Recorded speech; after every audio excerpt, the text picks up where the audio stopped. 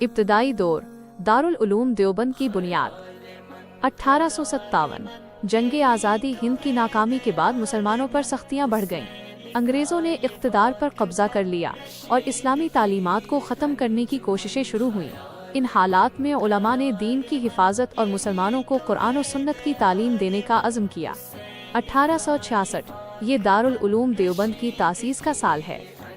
मौलाना मोहम्मद कासिम नानोतवी की क़ियादत में सहारनपुर के कस्बा देवबंद की एक छोटी सी मस्जिद में एक मदरसा कायम किया गया। तालीम का आगाज एक अनार के दरख्त के नीचे हुआ, जिसमें एक उस्ताद मौलाना महमूद, मौलवी मोहम्मद याकूब नानोतवी और एक तालिब इल्म महमूदुल हसन थे, जो बाद में शेखुल हिंद के नाम से मशहूर हुए। 1867 मदरसा बाकायदा तौर पर मस्जिद छत्ता में मुंतकिल हो गया। मौलाना मोहम्मद कासिम नानोतवी के बनाए हुए निसाब में कुरान, हदीस, फ़िक़्ह, तफसीर और दीगर इस्लामी उलूम पर खुसूसी तवज्जो दी गई। तरक्की और वुसात का दौर 1872 इस साल मदरसे से पहला तालिबे इल्म फारिग हुआ और तलबा की तादाद में मुसलसल इजाफा होने लगा। ये इदारे हुकूमत की माली इमदाद के बगैर चलने की वजह से पूरे हिंदुस्तान में मशहूर हो गया। 1880 निसाब में मजीद वुसत लाई गई।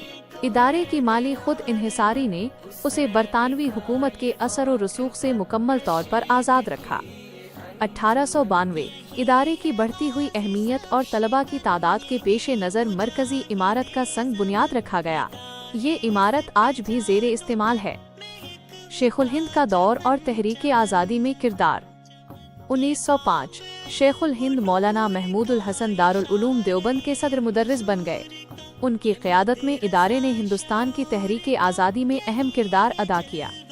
1915 शेखुल हिंद ने बरतानवी हुकूमत के खिलाफ तहरीक रेशमी रुमाल का आगाज़ किया। इस तहरीक का मकसद मुसलमानों, उस्मानी तुर्कों और दीगर बरतानवी मुखालिफ कुव्वतों को एक साथ मिलाकर हिंदुस्तान में एक मुसल्लह बगावत शुरू करना था।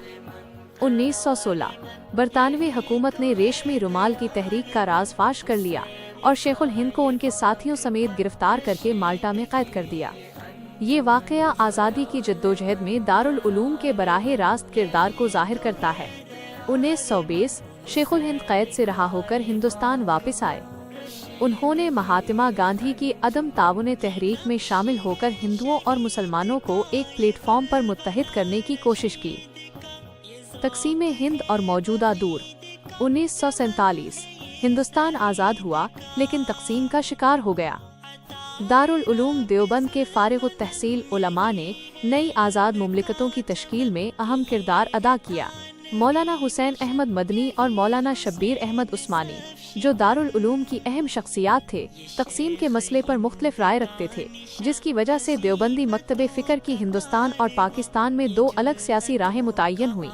1958 मौलाना कारी मोहम्मद तैयब दारुल उलूम के मुहतमम रिएक्टर बने। उनकी क़ियादत में इदारे ने अपनी रिवायती तालीमात पर कायम रहते हुए इंतज़ामी और तालीमी निज़ाम में जिद्दत लाई। 1982 दारुल उलूम देवबंद ने अपनी 100 साला तक़रीबात मनाए, जिसमें दुनिया भर से हज़ारों उलमा और तलबा ने शिरकत की। 2007 इदारे ने अपनी 150 साला तक़रीबात मनाकर अपनी खिदमात और रिवायती इस्लामी तालीमात के मरकज़ की हैसियत को दोबारा दुनिया के सामने पेश किया। मौजूदा दौर आज भी दारुल उलूम देवबंद दुनिया की सबसे बड़ी इस्लामी दरसगाहों में से एक है। हर साल हज़ारों तलबा यहाँ इस्लामी उलूम की तालीम हासिल करते हैं। ये इदारा अपनी खुद इन्हिसारी तालीमी मेयार और दीन की खिदमत के अज़्म की वजह से मुसलमानों की एक अहम शनाख्त और ज़िंदा तारीख़ बन चुका है।